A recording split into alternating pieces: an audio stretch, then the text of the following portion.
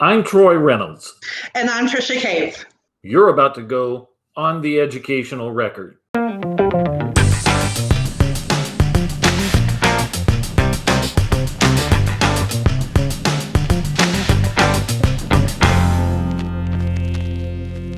Welcome to the Educational Record, a YouTube series where we grill candidates for Texas state offices about their positions on key educational issues so that you can make an informed choice when you vote.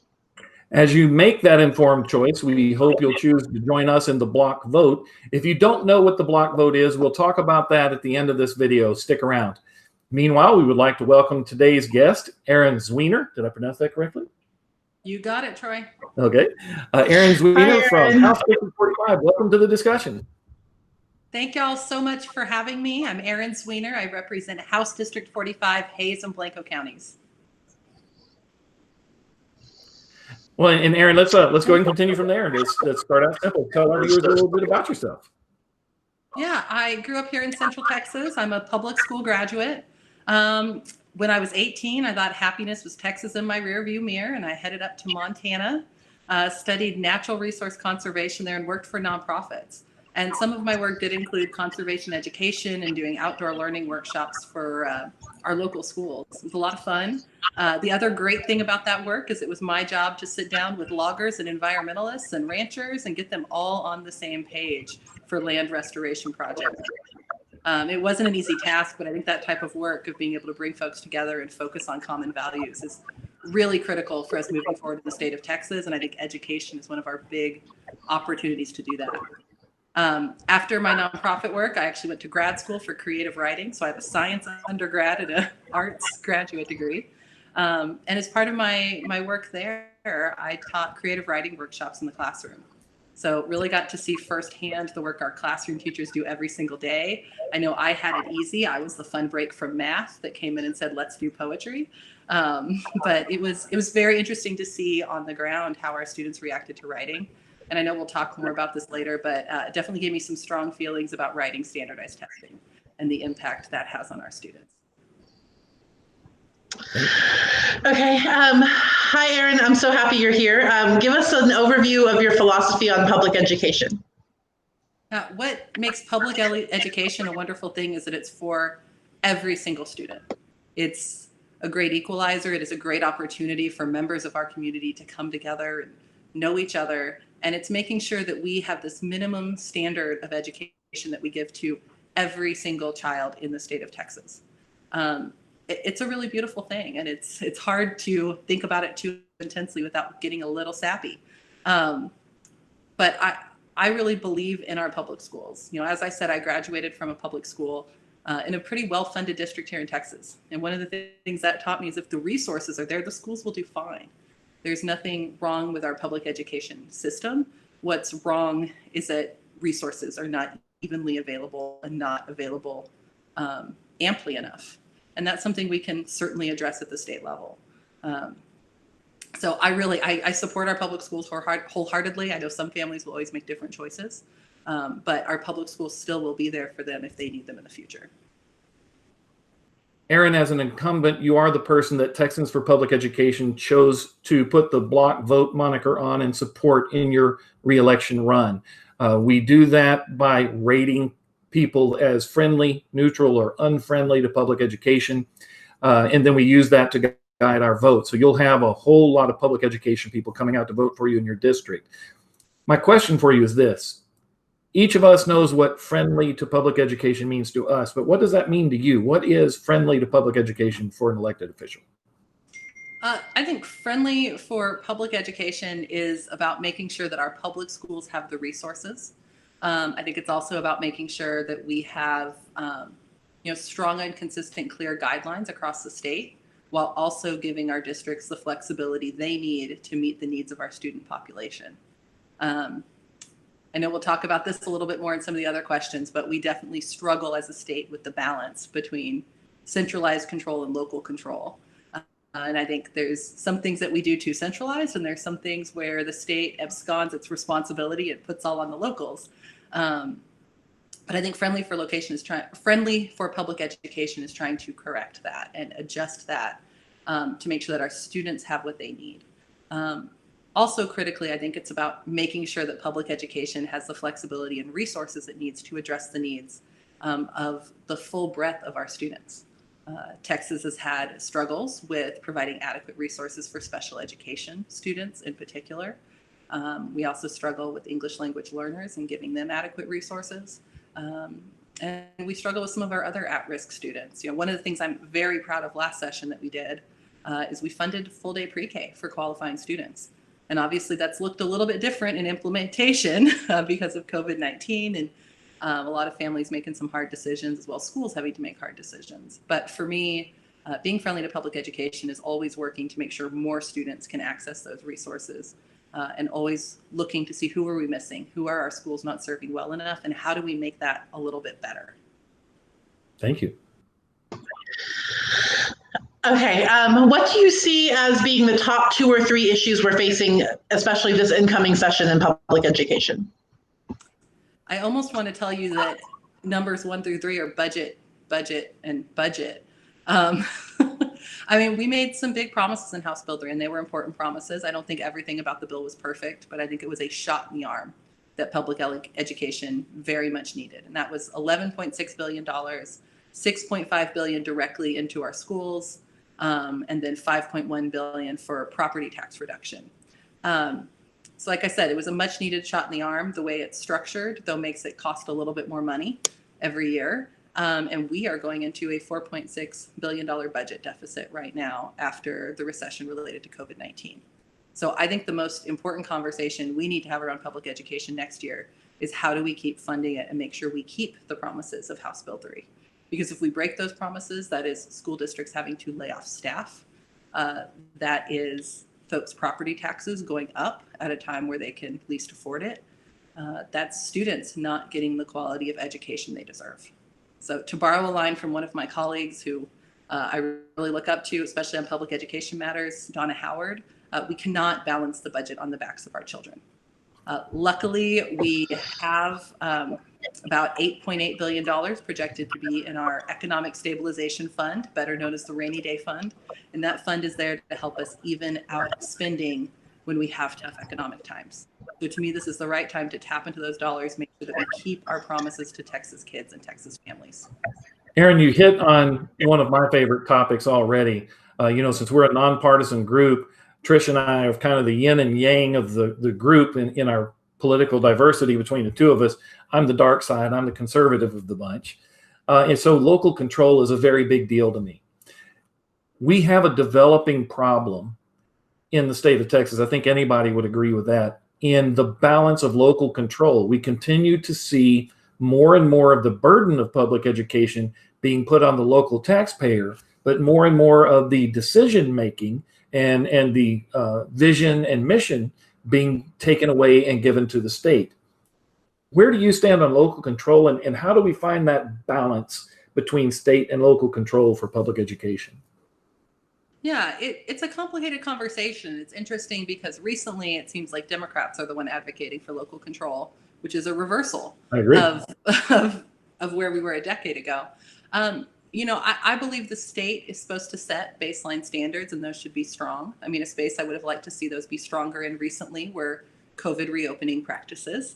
That's something where I think districts were hungry for more specific guidance, especially because our school administrators, our school boards, they are not public health professionals, and they wanted public health guidance, and we're struggling to find it. I know I personally reached out to TEA and asked them to offer more guidance and get some public health professionals that could go consult with school districts to figure out the plan that was right for them. I also think a place for the state to offer some clear guidances is fair treatment of students. I'm a founding member of the Texas House LGBTQ caucus. I have strong feelings about making sure all of our students are treated fairly in the schools, regardless of their sexual orientation, gender identity, race, religion, et cetera. And that's something where I think Texas could be a little firmer in offering those guidelines down to our school districts. But in terms of day-to-day operations, we see the state often micromanaging. And a good example, again, comes back to COVID-19, where the state micromanaged exactly when and how schools could reopen. And what I kept hearing from my school districts is they wanted flexibility to put the children who most needed to be in the classroom, and asked students who were better able to learn virtually to continue to learn virtually for longer so that they could get their standards set up, they could get their operations running. And instead, they felt like they had the threat of the state hanging over them to withdraw funding if they didn't get all the students back in the classroom as quickly as possible. So that's a space where I really think our schools needed a little more control. We also, if we talk about this local control, we have different standards applied to different schools. Our ISD schools have a lot less flexibility than charter schools. And that gets to be a complicated conversation about which bits of flexibility are valuable and which aren't. But I think we need a single standard. And if we have tools that we know work in charter schools, or if we have tools that we know work in districts of innovation, we should be flexible and allow those more broadly instead of asking districts to jump through specific hoops to do those programs. Okay. So this is a fun question. All politicians say that they love public education at election time, but teachers and the rest of the public ed community are tired of empty platitudes. What concrete moves have you made, and can you outline your plans that are more than campaign fluff? Well, I will say a big piece, I think, is House Bill 3. I and my caucus went to bat for House Bill 3, and I will be frank, that legislation would not have passed, or if it had passed, would have passed with significantly fewer dollars behind it if people like me had not won their elections in 2018. The initial draft of that bill was very different than what we passed, but some of the things my caucus and I myself really went to bat for were more special education funding. Initially, there was only funding in there for disability, or not for disability, for dyslexia. So we really went to bat for more special language or special education funding. We went to bat for more dual language funding so that both our English language learners and our English first language students could have supportive dual language programs. And we really went to bat on the overall dollar amount. And so we ended up in this negotiation with the Senate where the Senate wanted more money for property tax relief and we wanted more money for public education. And it finally ended up at, well, let's just do both, which is honestly a fine place to end up. I think we all were a little bit surprised that the lieutenant governor and the governor went for it, but we'll take it because it was needed on both fronts. But I think that House Bill 3 is one of the biggest pieces. The other thing is, I will say I filed a piece of legislation that was designed to extend this pilot program for our schools to evaluate writing through portfolio methods instead of through a standardized test. And as I mentioned earlier, I have taught creative writing workshops, and I've taught them in 4th grade and I've taught them in 5th grade. And the 4th graders are different from the 5th graders. The 4th graders aren't scared yet. The 5th graders are scared of writing. Some of them are okay, but a lot of them are worried that they will make a mistake and have trouble just connecting the pencil to the paper in the first place because they have been taught there is one way to write. And I have a writing degree. I have published a book. The formulas we teach students to write under for those standardized tests are not good writing. We're not measuring anything valuable from our students through them. Instead, we are teaching our students both to be afraid of the page and to be very narrow in their thinking. So I think they are wrong-headed. I filed legislation to try to allow a portfolio method, specifically a portfolio method where we would trust educators to trade portfolios between different classes instead of shipping them all off to TEA. We were not successful with the bill last session, but we're going to push something, again, similar, and hopefully we can get some advancement there. Erin, on a similar note, we've heard, or we are currently hearing pretty much everyone running for office right now talking about how much they love public education because public education showed up in the last election and it was noticeable in the statistics. Before that, more often than not, especially from groups like the Freedom Caucus, you heard terms like the school to prison pipeline and talked about public schools are broken. They're kind of backing away from that now, but that's not an uncommon term. That said, it would be disingenuous of those of us in the field to say there aren't things that can be improved, that we need to sit down with our elected officials and talk about what can be improved and how we can improve it. My question for you is, what needs to be improved and how do we do that? Yeah, I think with any field, we should always be looking for how we can do better. We should absolutely always be looking. And I think we touched on one of the things that is broken in our public school system, which is the funding streams. We've created this structure where the more property values raise in an area, or the more property values really raise statewide, the more of the burden is carried by those property taxes. And that's something that is, put a lot of pressure on constituents in my district, made it hard for them to afford to stay in their homes. That's a bad structure. We don't want to put the people against the schools. And these are often families that moved to the area because they wanted the schools. And now they feel squeezed by the needs. And the school district, of course, feels between a rock and a hard place because the state share has gone down and they're faced with the choice to cut budgets or to let property taxes keep going up. So we really need to address that structural problem. And again, we made progress last session with House Bill 3. We took the state share of public education from 38% to 45%. But when I was a school kid in Texas, it was 60. So we have work to do. It was a step in the right direction, but it's not done.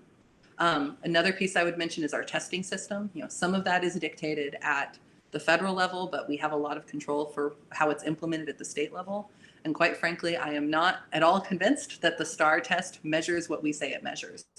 And when I was a kid, it was still, it was the toss. It was the toss. Been a little while.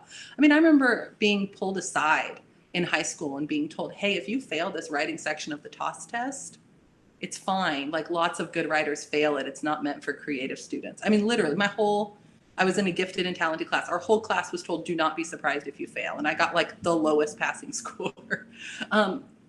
If we are literally pulling our like gifted and talented classes aside and telling them, hey, you might fail the test because it's not designed for you, that means it's not measuring what we say it's measuring. I signed on to an amendment to the budget last year to require an audit of the STAR test. Unfortunately, that amendment, carried by Rep. Mary Gonzalez from El Paso, did not make it into the final budget determined by the conference committee. But we'll take another run at it because we need to take a look at this. Our students lose hours upon hours of instructional time every year preparing for tests. And I don't know about y'all, but filling in a Scantron sheet is not a life skill I needed to be successful in the world. Well, so, in a follow-up question on something that you mentioned right there, on testing, I understand that we can't just not test because of federal law, but the Every Student Succeeds Act, ESSA, simply says that students have to be tested in reading and in math. It doesn't dictate science and social studies. And for that matter, it says they only have to be tested once in high school.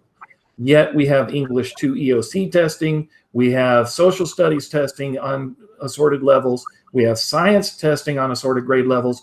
What is the rationalization? Because that's legislated. That is legislated by the Texas state legislature. What is as an 11th grade U.S. history teacher, I'd love to know the answer to that. What is the philosophy in Austin behind expanding the federal requirements when so many people run on getting rid of testing? It's funny because I feel like I don't have the answer to that question because I came in at the moment where, as you mentioned, everyone was beating their chest about how good they were on public education. Mm-hmm. So by the time I got into office, everyone's language had switched to we should reduce tests. Yet we didn't do it. So, I'm being quite earnest here. I actually have not had a conversation with one of my colleagues where they argued to me why standardized testing was important and why we need to have more. I will say I do think one of the things I sense is that certain members of the legislature really don't trust our school districts and they really don't trust our teachers to do the best job they can do.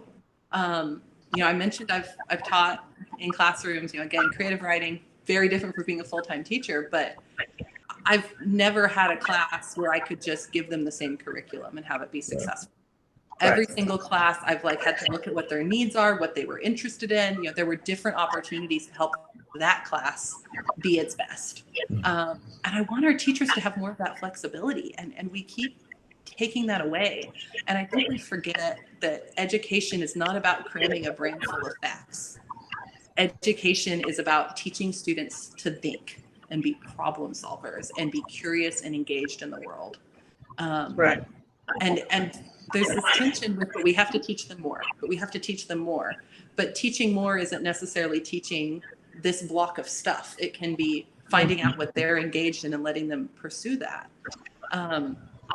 I don't know. I feel like I'm starting to ramble a little bit, but there's this philosophy that is very controlling and untrusting of our teachers. And we've got to find a way to walk back from that. I think part of it is probably again, this shift we need in our brains about the role of educators and who they are and treating them like full professionals. instead of like the side job in the family. But it's a hard philosophical leap to make, because just a lot of folks, I think, don't believe it unless they can measure it very clearly. And I think we need to have deeper conversations about accountability, and we will. But our current accountability standards appear to pretty much be measuring the income level of the district. And that's not meaningful. I can look that up in a much more efficient way that does not waste hours of our educators, our administrators, our students, and our parents' times. Okay, so as we wrap up here, do you have any final thoughts you want to share with us or our viewers on public education, or do you have any events coming up? We're not going to have any more, I don't know, rally type events, I guess. It's all been wild since we've mostly been operating virtually. But we have constant volunteer opportunities, both for phone banking and lit dropping. That schedule is always available at erinforyall.com/volunteer. We are always looking for folks to come out or join the phone banks. The lit drops are 100% contactless. Just walk up to folks' door, leave literature, keep moving on. If somebody's in their yard doing yard work, we might have a conversation. But other than that, it's just leaving it at the door. I think what I want folks to know is just that it's so important that we invest in our students and in our future. And it's so important that we do that smartly and in a way that, again, serves all students. And there are a lot of ideas out there that are really about trying to serve niche groups of students at the expense of the rest of our students. There's some groups who have endorsed my opponent who have those philosophies of, let's take some public money and give it to private schools. To me, what's so critical is that we keep our public dollars in our schools, that we rebalance our funding system so that the state is paying its fair share instead of passing the buck to our property taxpayers again and again. And then it's critical that we trust our educators to do their job and at the same time give them the resources they need to be successful. I think we can get there. I really do think we've seen this wholesale shift in the power of educators and education voters in the state. It's been lovely to follow Texans for Public Education build this amazing platform to the point where, colleagues of mine who are, I have seen take very bad votes on public education are now running campaign ads about how fantastic they are. I mean, y'all have brought everybody to the table, and that's fantastic. And I really hope to continue to be a part of moving that public education message forward. We've got a tremendous opportunity in the next few years to reset the conversation in Texas around it. And y'all are at the leading edge. So thank you so much for getting involved in establishing the power of the education vote in Texas. Well, and thank you for your support of public education. It's the reason we're supporting you, is we know that your record speaks for itself. You stand up for public education, and we truly appreciate that from the bottom of our hearts. There are precious few of those people out there right now. I also want to thank you for your time. Discussions like this haven't been happening in this country enough. We need to have more discussions. And to our viewers, we challenge you. This doesn't need to stop with two people running an organization and an elected official. You, as an American citizen, should be having conversations with both your elected officials and candidates to become elected officials, whether it's by phone, whether it's by email, whether it's in person over a cup of coffee. They will sit down and talk with you. We have found that people don't run away from talking with you. It's our responsibility as voters to sit down with them, find out where they're at, and if we elect them, hold them responsible for what they said they would do. That's where the fluff comment comes from, is we as voters have not done that. We have not held people accountable for what they said they would do. So have those conversations, build those relationships, and become a responsible American voter. Erin, thank you once again. Texans for Public Education will be out there for you in House District 45. Thank y'all so much for your work. Good luck, Erin. As promised, a little more about the block vote. If you've never heard about the block vote, you're not alone. It's a new process that we espouse here at Texans for Public Education. As a group, we analyze the records of candidates and incumbents alike in regards to public education. We then assign a rating of neutral, friendly, or unfriendly to each candidate, regardless of party. All 31,000 members have a vote in those ratings. Once the ratings are set, we use them to unify our vote into one large block of votes. We do this only with state offices. Members are free to vote as they wish for any other office. We do not tell people how to vote. Instead, we come together and make the decision as a group. If you would like to know more about how the process works, please visit our website at texansforpubliceducation.com. We hope to see you on the next episode of On the Educational Record. Bye-bye.